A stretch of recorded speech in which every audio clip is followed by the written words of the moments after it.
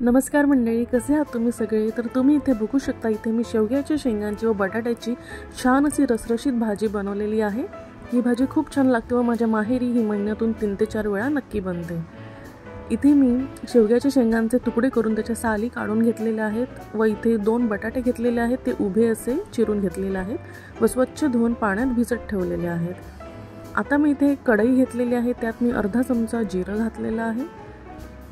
जिरं छान तडतडलं की आपल्याला यामध्ये थोडंसं हिंग घालून घ्यायचं आहे। हे एकदा आपण छान मिक्स करून घेऊया। आता यामध्ये मी एक मीडियम साईजचा कांदा बारीक चिरलेला घालणार आहे व सोबत 10 ते 12 कढीपत्त्याची पानं पण घालणार आहे। कांदा आपल्याला छान मऊ होईपर्यंत शिजवून घ्यायचा आहे।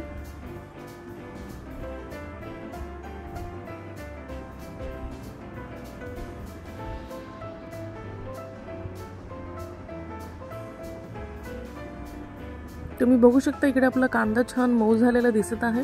आता त्यामध्ये मी एक टोमॅटो बारीक चिरून घातलेला आहे।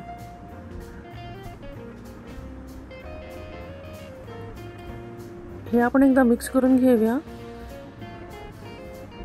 व टोमॅटो छान मऊ होण्यासाठी आपण ह्याच्यावर 2 मिनिटं झाकण ठेवून देणार आहोत।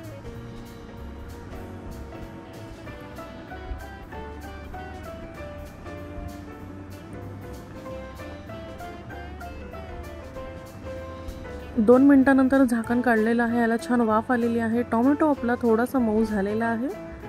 आता यामध्ये आपण आलं लसूण पेस्ट घालून घेणार आहोत।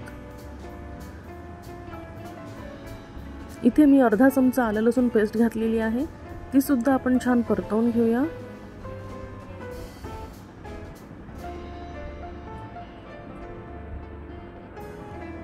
आलं लसूण पेस्टचा कच्चा वास गेला की त्यामध्ये आता आपण सुखे मसाले घालून घेणार आहोत।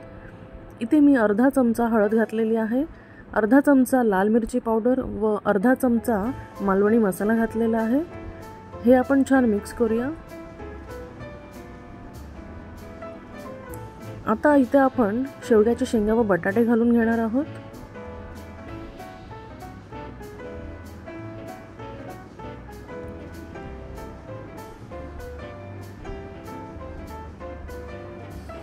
आपण चवीप्रमाणे मीठ घालायचं आहे व थोडासा गूळ घालायचा आहे। शेंगा थोड्या अडूक असतात, त्यामुळे आपल्याला गूळ घालणं हे गरजेचं आहे। आता हे आपण छान एकजीव करून घेऊया।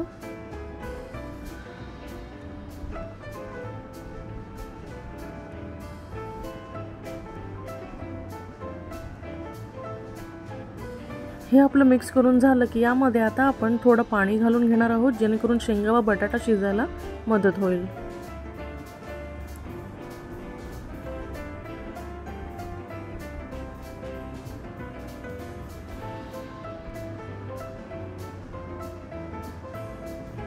हे एकदा आपलं मिक्स करून झालं की आता आपण झाकण ठेवून 10 मिनिटं हे शिजवून घेणार आहोत।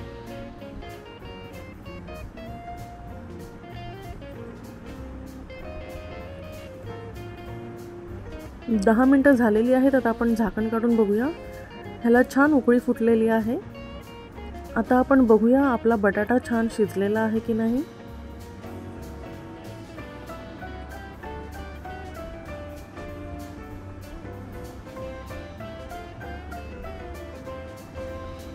बटाटा छान शिजलेला आहे, शेंगा पण शिजलेल्या आहेत।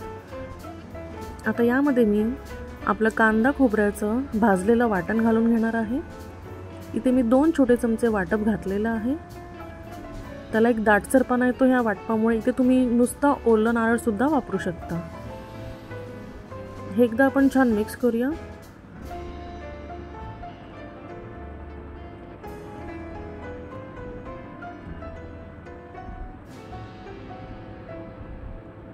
हे 2 मिनिटात आपण असंच गॅसवर शिजवून घेणार आहोत। 2 मिनिटांनंतर तेल छान सुटलेलं आहे बाजूला। आता यामध्ये आपण कोथिंबीर घालूया व आपली शेंग बटाट्याची भाजी ही तयार आहे। तुम्हाला ही रेसिपी कशी वाटली हे मला कमेंट्समध्ये नक्की सांगा। रेसिपी आवडली असेल तर तुमच्या मित्रमैत्रिणींसोबत शेअर करा, लाईक करा व माझ्या चॅनलला सबस्क्राईब करा। धन्यवाद।